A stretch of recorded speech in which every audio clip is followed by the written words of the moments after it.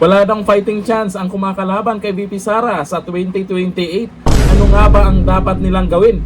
Alangan naman magpa-endorso sila kay Donyor. Negative ang trust rating. Pwede yan. Sanib pwersa sila. Pula, dilaw at yung mga pink ina. O ito, panoorin po natin ang video kung bakit natin nasasabing wala talaga silang fighting chance na kumalaban kay VP Sara Duterte. At ano ang dapat nilang gawin? O ito, ang video. Nakikita natin na siya parati, consistently, ang pinakamataas ang Vasten approval ratings. Correct. Posibleng bumababa siya, pero never siya naging number 2. Kahit siya yung vice-presidente. Maintained ang kanyang popularity.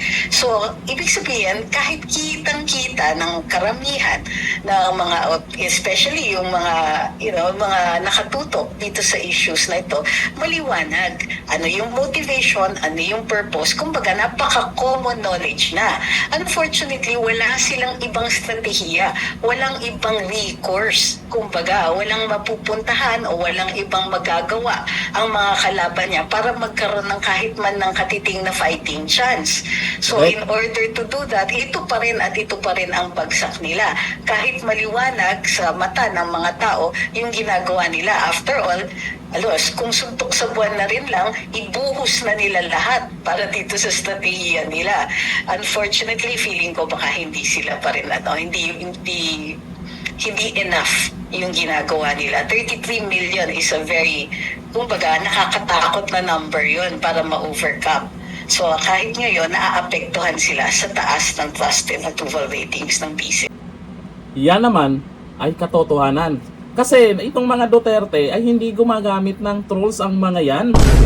Hindi kagaya sa iba dyan, may nag-iingay sa social media, mga nagko-comment na alam po natin at makikilala po talaga natin yung mga trolls sa social media. Mga nagre-react ng heart para tapatan yung tawa dyan sa mga lumalabas na di umano ay tatakbong Pangulo para tapatan si VP Sara. Ngayon maraming tawang-tawa, tatapatan nila ng heart react or like react. Pero mga trolls naman. Ibang-iba kasi talaga pag mayroon kang organic supporters. Bakit nga ba maraming naniniwala pa rin o sumusuporta sa mga Duterte, lalo kay VP Sara? Kasi ito po yung tinitingnan ng karamihan ngayon na sino ang pwedeng magiging presidente sa 2028 kasi malapit-lapit na yan. Kaya ngayon kung ano-anong ginagawa nilang paraan para mapigilan itong si VP Sara. Bakit nga ba malakas pa rin siya? Nga naman, yan po ang resulta ng ginawa ni Tatay Digong.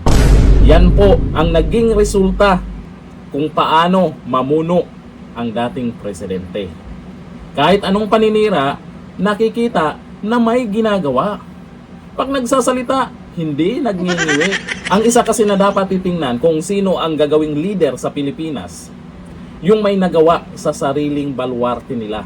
Anuhin mo naman yung pipiliin mo si ganito dahil yung mga pangako may mga pangako pero sariling baluarte nila ay wala siyang magawa, walang nagawa. Itong mga Duterte, kilala yung Davao City na malinis, safe. Nang dahil dito sa ginagawa nilang impeachment, lalo lamang tataas ang trust rating ni VP Sara at mga naniniwalang paninira lang. Paulit-ulit lang nila binabato kay VP Sara at iba pang paninira. Pero yung maanumalyang flood control project, dapat unahin yan. Bilyon ang pinag-usapan dyan. Kung tutuusin, umabot na ng trilyon ang pera na dapat alamin kung saan napunta. Kung sino man yung mga sangkot dyan, o kung meron mang dapat na ma-impeach na sangkot dyan sa maanumalyang flood control project, dapat unahin yan. Makukumpara kasi ng taong bayan kung sino dapat ang managot. Yan ang mali nilang nagawa. Kaya lalo lang pinapalakas si VP Sara Duterte. Napapansin nyo, habang tumatagal, may mga congressman na nagsasalita dyan. Yung mga balimbing dyan, bandang huli, papanig sa mga Duterte yan. Papanig kay VP Sara yan. Yung mga botante na nagmamasid sa galawan ngayon ng mga politiko, yung hindi pa nila alam kung kanino sila papanig, nakikita nila sa social media kung sino ang karapat-dapat na mamuno sa 2028. Meron pang ang iba dyan, gusto, wag na paabuti ng 2028. Gusto si VP Sara na. Yun lang talaga pag-asa nila. Magsanib pwersa. Pero kung endorso lang ni Donyor, ang asahan, wala. Yan.